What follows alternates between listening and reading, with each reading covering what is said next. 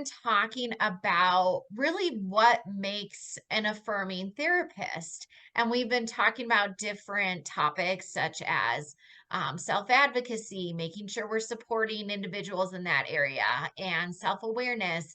This week, let's talk about competence. Most people will be familiar with the phrase presume competence, which we'll talk about the two sides of the coin with that. But when we're talking about competence, the therapist really needs to think about, does the autistic individual congratulate themselves for their accomplishments? And do we encourage that as an affirming therapist? And then, do you help them understand when they've accomplished something or if they were correct with something? So tell us a little bit more about how, as affirming therapists, we can support competence. And as you said, competence fluctuates. It's not a single thing. You can't assume they're competent at every moment with every situation any more than anybody else is competent at any moment. That's why we use the phrase at least assume competence, rather than the opposite, which is to assume they're not competent. And unfortunately, because we've been so deficit based on our approach with autistics, we work on what they can't do to teach them so they can do things. So we're starting from a basis of assuming incompetence.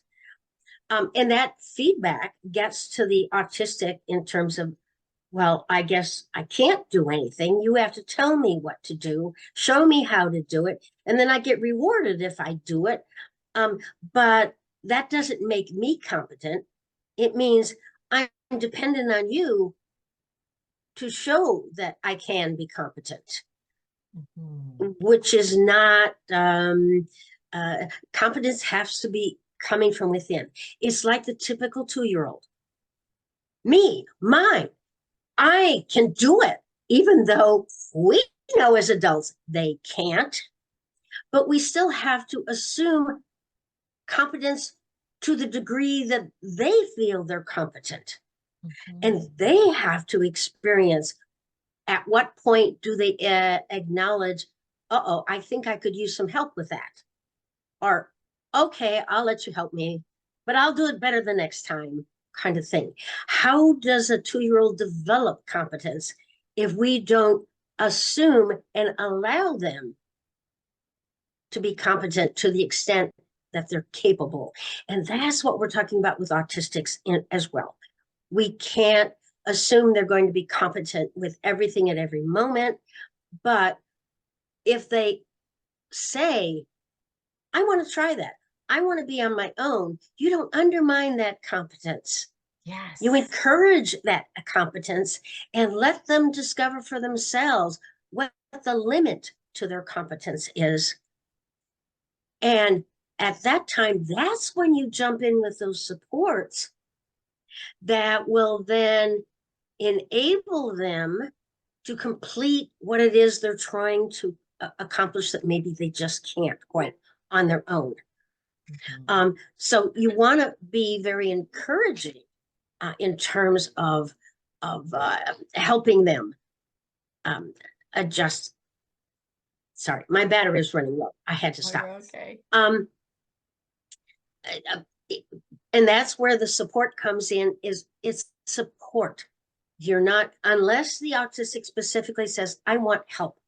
And there are times when I'm saying, I don't have enough energy. I don't have what it takes to do what I know I could do it at another time, but I can't do right now.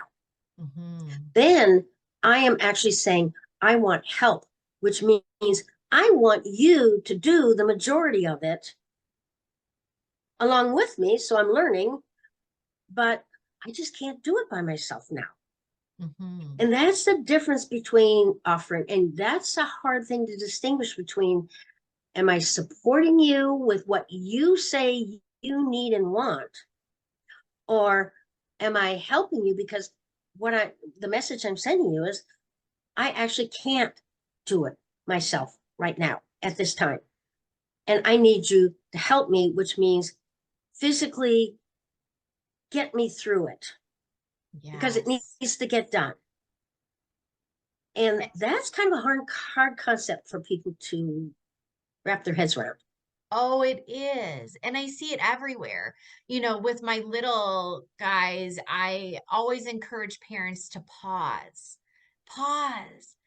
Let's see how they try to problem solve. Let's see if they need our help. Let's see if they're able to do it on their own. And it is the coolest thing. And really, it's not even just littles. I see this across the board. In different ages that when they accomplish something on their own, it it gives them that confidence and Mm-hmm. they feel competent. And Mm-hmm. this I feel like this covers so many things. For the little ones, it's just climbing up the stairs or stacking some blocks and just trying to do it on their own. Stop, or even art. Oh my goodness, don't even get me started with crafts.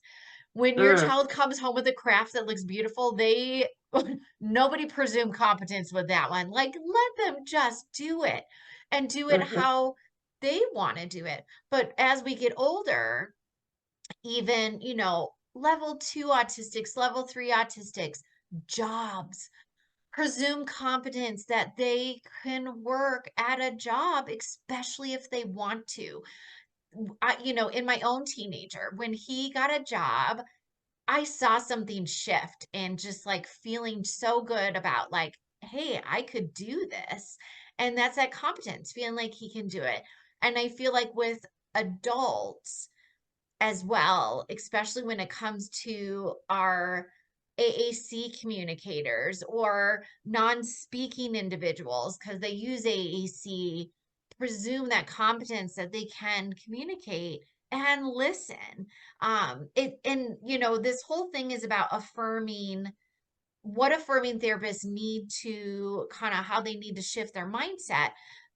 But really, this falls under that self-awareness. Am I aware of who I am?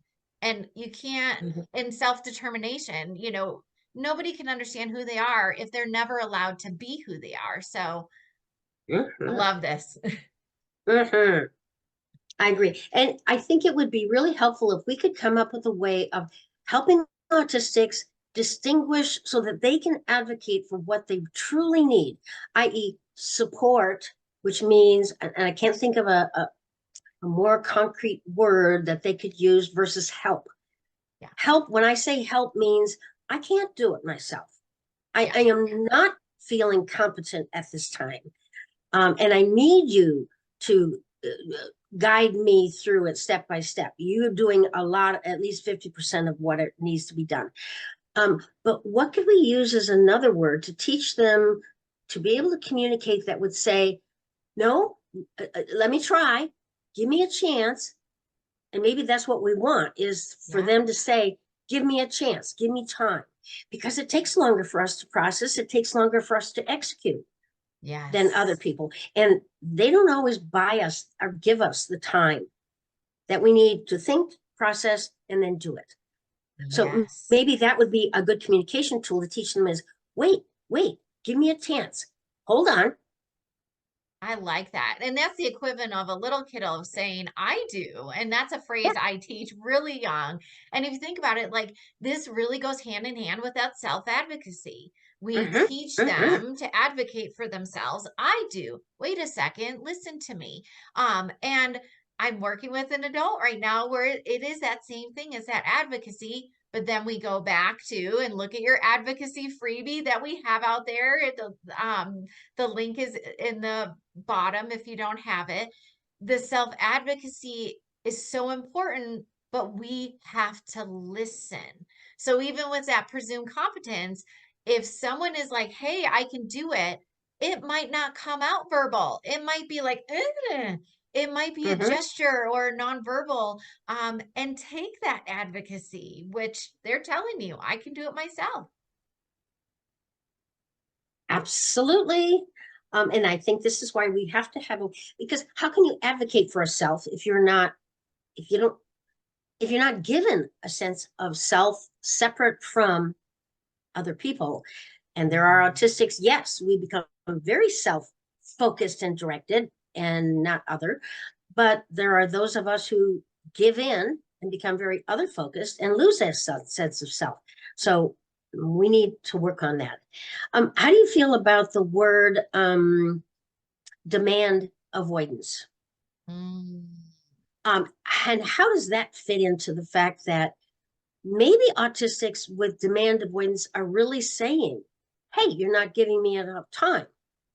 I am going to avoid what you want me to do because you don't give me the time to process it. You don't give me the time to execute it in the way that makes sense to me.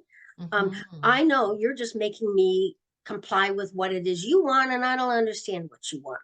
Mhm. So, and yet this has become a big deal. People just tossing this term around about demand avoidance as if it's a Mhm. negative choice behavior on Right. their part. We're choosing to be obstinate, Mhm. and we're getting, and that's all the wrong message as far as I'm concerned.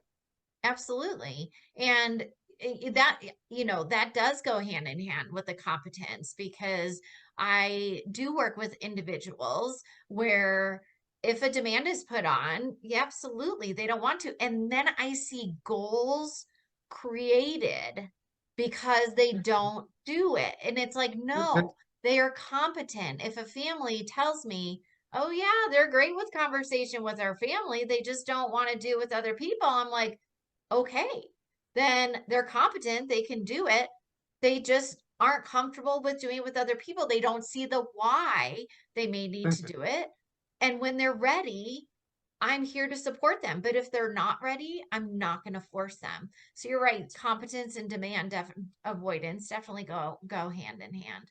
So many levels, so much intertwining, but when we break it all down, that competence piece is allow the person to show that they're competent, give them the time, give them the pause. And then if they want that support, which is either shown through a gesture or self advocating, give them that support. So awesome, Sue. Great information. Thank you. Thank you, Stacy.